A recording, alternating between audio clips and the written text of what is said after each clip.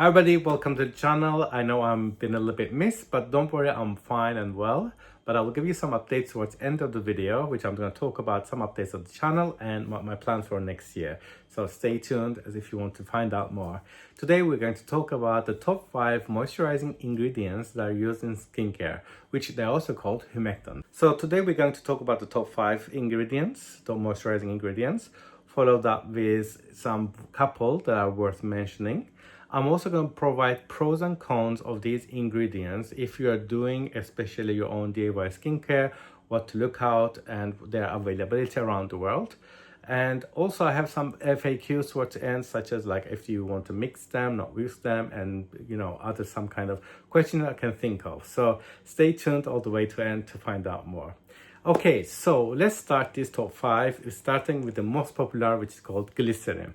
Glycerin is actually very popular. The reason is it's very cheap, it's very widely available, and it's also natural. It's derived from the vegetables. It could be like from corn, or it could be like potatoes, starch. When it comes to pros of glycerin, as I mentioned, it's widely available, it's very cheap, and it's also natural. And it's actually have a couple of other uses. For example, you can use it as a dispersant if you're using some kind of, for example, it's very famous to use a hyaluronic acid powder with the glycerin to disperse it. So you can also use it for dispersing gums in glycerin. So it's really has that really nice dispersing ability. Another thing is that it's actually can have a solvent properties. So for example, if you're making your own extracts, glycerin has the ability to do solvent ability. So you can use some kind of like, for example, coffee or some fruits, and then you can put them in glycerin, and it will eventually extract the properties. So these are the pros of glycerin. And if you want to learn more about how to disperse hyaluronic acid in glycerin, I have a really nice in-depth video here where you can actually learn all about how to use hyaluronic acid in dispersing in glycerin. Is there any cons of glycerin? Yes, there is. The glycerin is a very actually intense substance, and it's not oil. For some people who are asking, is confusing glycerin with an oil. Glycerin is actually water soluble substance. All humectants are actually water soluble, and ideally to use it is around 5%. If you use a lot more glycerin, what happens is that it makes the products very heavy, very soggy, and it's also make it very tacky as well. So if you use and if you use, for example, in a toner, you'll feel the stickiness, and also in serums it actually make that stickiness, which is not really ideal. So that's why glycerin is actually great, but you have to be actually careful about how much you use in a formulation. But it's a really great humectant, and obviously it's quite available and it's quite cheap. So that's about the glycerin. Next is hyaluronic acid, which is very famous. Hyaluronic acid has actually quite a difference. Actually, you can't really use, first of all, hyaluronic acid very much. It's actually considered as an active, but it's also considered as an humectant too. So you can use it around 1% ideally, and it depends what you're obviously using in the form. If you want to learn a lot about the hyaluronic acid, you can watch my video again about the hyaluronic acid. So another good thing about hyaluronic acid, it has the absorption power of 1000 capacity of holding water. That's why it's really plumps your skin when you use it, and that's why it's so popular, especially in the skincare, now in the lip care, and also you can use it on the hair and also on the body too.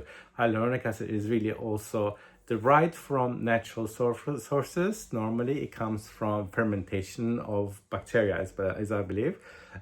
So there are actually it used to be a animal derived, like it's obtained from the animals, and we also have it in our bodies too. Hyaluronic acid is actually comes from naturally in our bodies to help with the cartilages to move, on your joints to move freely. That's why it's actually called humectant.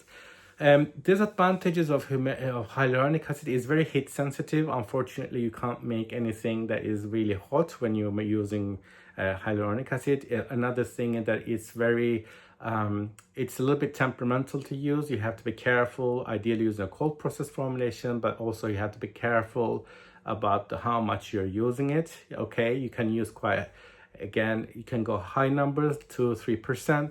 Again, it makes the skin very tacky. It has that property. And the plumpness actually doesn't last long. It only lasts for around 24 hours. It's really great for instant hydration, but not very much in the long-term duration. And that's why you need to add additional humectants such as glycerin to make the humectant, to make the hyaluronic acid really work. Otherwise, on its own, it doesn't really give that, it doesn't have the full utilization. So you need to have these additional humectants. As I mentioned, recommended usage is around 1 to maximum to 2% in the powder form. You can go higher in gel form. If you make your own gel, which also you can find in my video here, you can actually use it that way in a higher percentage. That's the disadvantage of hyaluronic acid, and there are now actually quite a lot of varieties of hyaluronic acid available now in the forms like oil soluble and also pre-dispersed as well. So there are actually quite a lot of technologies happening with hyaluronic acid. So but also, just before I move, alternative to hyaluronic acid, which is what I'm seeing, called tremella mushroom. Tremella mushroom, I'm seeing quite a lot of places, but not really a lot of wide available places. You might find it hard to find tremella mushroom. Apparently it has 500% capacity to hold water. So it is actually an alternative that I've seen being used in some skincare brands. Tremella mushroom extract, I think it comes in the powder form, or again it comes in the extract form. So you might want to be interested, you might search for the tremella mushroom. Okay, so next one is glycols. So glycols are actually they are dried, they can be varied. So first of all, you have butylene glycol, you have pentylene glycol, you have propylene glycol, and you have caprylyl glycol. These are all really good humectants, but they're not all of them are natural. Some of them come from petrosynthetic, such as propylene glycol, butylene glycol. It depends, and these are the ones that I am aware that they are actually not natural derived. Glycols are very effective humectants, and they're very effective dissolvers. So if you have, for example, some substances or some preservatives can be dissolved in not water but in glycols. They are really effective. Another pros about glycols, they are also have a preservative boosting capacity. So if you use a preservative and if you add any sort of like glycol in it, like say for example pentylene glycol, it actually boosts the preservative efficacy. So it really helps with them using them. They're also very light texture. So unlike glycerin, they really have that silky touch, and also helps with if you're using, for example, makeup, it helps the makeup spread better and also stick better. Glycerin also has this functionality, but glycols are actually a bit step further when it comes to pigment dispersion, because they're also very good dispersers, excellent dispersers. So glycols have a lot of pros. I sometimes use it better instead of glycerin, for example. Cons of the glycols, as I mentioned, they can be synthetic. So if you're against using synthetic materials, they're not ideal. The only one that I know is natural, I think, is pentylene glycol, and I think butylene glycol as well. So these two are the natural. The rest of them could be synthetic. So check with the suppliers if you're looking for it. And another con is they're a little bit more expensive than glycerin. They're not as cheap as glycerin, but they're not as expensive as hyaluronic acid. Hyaluronic acid is very expensive. As you can see, it's like 100 grams could be like $100 or maybe $200. So it's very expensive, hyaluronic acid. Pentylene glycol, 1 liter is around $50 or $40-50, so it's not too expensive. Glycerin is the cheapest, so you can get a liter about $20 or $10. It really depends. So, but yeah, so they're actually medium. They're not but they're not too cheap either. Pentylene glycols and inserted glycols. So that's are the glycols. And also, last but not least about glycols, cosmetic industry use glycols quite a lot because, again, especially synthetic versions are very widely available. So I see quite a lot of botylene glycol used in a lot of the skincare products because they're widely available, they're quite cheap, so they're probably on the scale of manufacturing, they probably work out cheaper in the cost. So that's why they're really heavily used. by the skincare industry. Next is propanediol. Propanediol is made from corn and other maize or other sugar products, sugar dry basically. Is a natural. It's very, very light. It's like water, but it's really good. Also very good expensive disperser in using, for example, if you want to disperse salicylic acid, propanediol is really, really good for dispersing salicylic acid.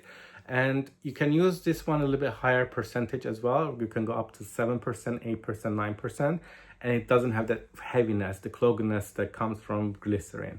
So propanediol is actually one of my favorite humectants to use, and it is really effective and also helps, like glycos help with the preservation booster. So you have very, very good properties and is very effective also penetration of actives into the skin. So propanediol is actually one of my favorites. The cons of it is not really widely available, so there's a supply issues. As far as I know, there's only global suppliers called DuPont, and you can't really find it everywhere, unfortunately. There are a couple of suppliers in the US, there are a couple of suppliers in Europe, so it's a bit specialist material, so it's a little bit tough to find it. Price is not too expensive. It's around the same price as the Glycols humectants, so you can get it relatively in a cheap price if you can find it. So that's the disadvantage of propanediol, but it's one of my favorite humectants. Lastly, honey. So honey, as you can see, honey is the honey that we know we eat, so it comes from bees. If you're not concerned about a non-vegan product, so if you can say natural, but you can also use animal dry products, then you can use honey. It's an excellent humectant. It really have a lot of benefits to the skin. And sometimes in the cosmetic industry, you can find honey as a powder, but you can also get it obviously as a food grade, or you just get it from, for example, some brands use honey as their sort of like the main ingredient to push the benefits of using honey in your skincare. It dissolves in water, and you can use it in 5 to 7%, and it's available widely. Is there any cons of like honey? The only thing is I can think of is if you're vegan, and if you just want to use vegan products, unfortunately you can't use bee products like the honey in this case. But about anything else, honey is actually really good popular product in the skincare industry as well. It's very, very used, and its inky is mel, M-E-L, and you can see on the screen. Now comes the worth a mention humectants that I come across that are really good. One of them is called sodium PCA. Sodium PCA this is a very sodium-based humectant. It's also in our bodies. It's a very, very effective. Why sodium PCA is really, really effective. It's actually very good penetration active. It's twice as humectant properties, like more humectant properties than glycerine or propanediol. Sodium PCA is very effective. It also comes in our bodies like the hyaluronic acid, and also it's a little bit expensive when it comes to cones, and you can't find it everywhere. So there's a supply issue, and it's a very specialist material, sodium PCA, and you don't need to use it too much. Unlike the other humectants where you can go 5 to 7, 8%, sodium PCA you can use it really half the ratio, like 2% or 3%. And it does really well, excellent job, and it doesn't actually have that greasiness either. It's also very good for moisturizing hair and the scalp.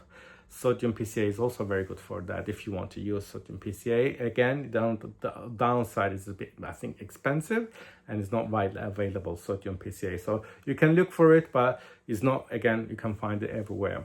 Next one is sodium lactate. Sodium lactate is also another very powerful humectant. You might heard of sodium lactate in sort of places where they make soap.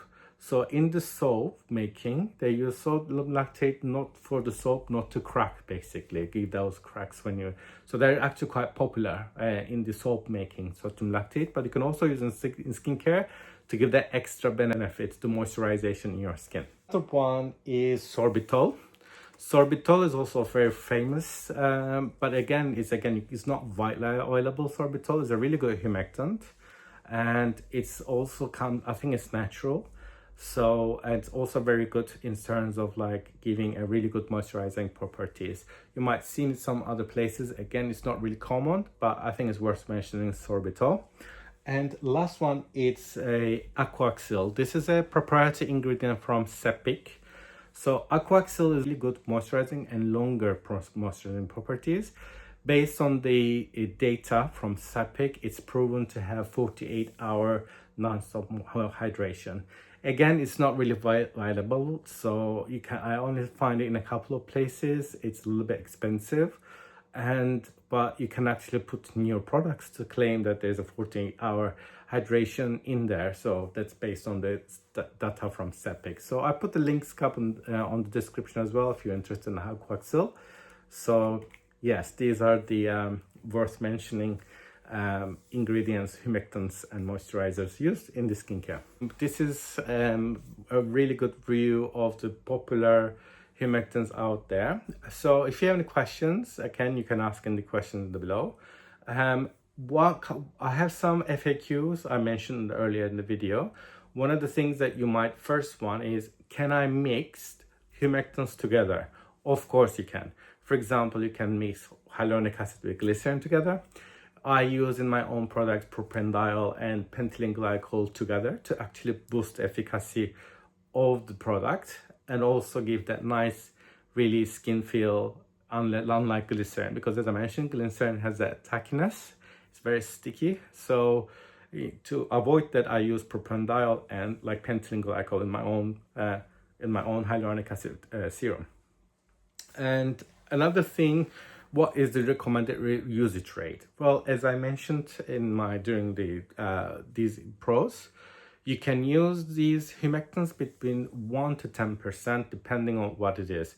So glycerin, ideal up to 5, but for example, if you want to balance glycerin, you can add 5% glycerin and then let's say 3% Propanediol to actually balance that kind of tackiness. So you can actually blend it, and then this is the ideal ratio of 1 to 10%. And depends also on what else you use. So you can use more than one in one formulation, and depends on the what you're doing. For example, if you're doing just a gel formulation, and if you want to add a little bit of high humectants, you can use glycerine, Propanediol, let's say butylene glycol together, and you can make 10%, 3%, 3%, 4%, something like that, and you can make a really good humectant, really high moisturizing cream or moisturizing toner or something like that. So what are the most trending ones that actually all around? I hear quite a lot of glycerin is making a huge comeback in the skincare influencers. Everybody's talking about glycerin. Glycerin, yes, is really good, but personally my advice is glycerin needs to be balanced, because as it makes the products really heavy, and I don't like the tackiness that comes from glycerin. I don't like the skin feel of it. So yes, glycerin is very popular, but there are a lot of unsung heroes like Propanediol and butylene glycols that are really not talked about much. So in my point of view, combining them is really good. So yeah, if you have other questions, let me know. I talked about the ratios, I've talked about the trending ones, I talked about if you can mix them, so you can mix them. Yeah, if you have anything else, let me know in the comments. And lastly, we come towards the end of the video. So this is where I was going to talk to you about what's going to happen with the channel. So I think for 2025, I actually have a little bit of sight, because I've been actually struggling to get past the 3,000 or 4,000 hours, and it really makes me mad, because Google takes all the ad money and they're not giving me anything, and I put all this effort, but I have my ambition to actually grow this channel for this year. And also another thing, that the reason I was quite upset is because I have suddenly start taking wholesale orders, and from fair.com I got a lot of orders, and I didn't know what to do, and I was quite stressful about it. But now I have time, because also if you follow me on social media, I also mentioned about I got redundant from my job. So I have more time now, and I'm gonna use my redundancy money and also this time to push for Zero Organics to grow in terms of YouTube and social media and also exciting products. I don't know if you also follow me on social media. I was talking about the iPad gels, which is one of the things that I'm going to launch this year. It got a lot of interest, so I can also show you some. I'm not going to show you exactly what ingredients I'm going to use, but I can show you some techniques if you're interested in learning about iPad gels. I know there are some couple of videos out there, but I managed to find a few trials, and I managed to find a good way of making them without like making it too messy. And so I may actually do that. I also have somebody ask about multipeptide serum. I have the very famous brand, The Ordinary's copper peptide serum. I was just curious about it. So I do have copper peptides as well, so I'm thinking of doing that. But I'm going to do less probably DIYs and more talk about ingredients like this. I think a lot of people want to learn more about combining the ingredients rather than specific DIY, because the thing is, what I observed is as I do these DIYs, I got a lot of questions like, can I mix this? Can I mix this? So it's better if I give you the overall picture and the structure of it, and you can do yourself, rather than if you want to do just one specific thing and then say, oh, can I change this? Can I change that? Can I change it? It just doesn't. I find that people are like asking a lot of questions about changing it. So if I give you the structure of it, like how I did on my serum video, so I'll give you the structure of it, and then you can actually go and play with yourself. It's much better rather than, oh, can I change that to that? Can I change that to this? Can I add this? It's just so many questions. It's good for engagement, but it just sometimes I find it like, people need to understand the concept of it, the structure of it better, so that they can, rather than, oh, can I use this? Can I use that? It's a little bit better. And also another thing I want to mention is that I am studying advanced cosmetic science from Institute of Personal Care Science, and also the advanced from Formula Botanica. I'm hoping to finish them very soon, and if you want to have a one-to-one with me, consultations, I will announce them if you want to have a one-to-one with me. And when I graduate and finish these courses, I will announce the one-to-one consultations, and I will do discounted first time, just to get people who have questions. You can book a one-to-one consultation with me. I'll give you advice once I finish these diplomas, and I will feel more confident with myself. And you can ask me, you can book me for a consultation. Initially, it'll be probably quite affordable, just to get some interest if you're interested to consult with me. So that's it. I think I blabbed a lot, but if you're still here, let me know. If you're still watching it, give me a thumbs up. Give me a thumbs up in the video. If you haven't subscribed, please subscribe as well. So it's good to be here, and I just want to wish Happy New Year to everybody, and I will see you in the next year. Till then, take care. Bye.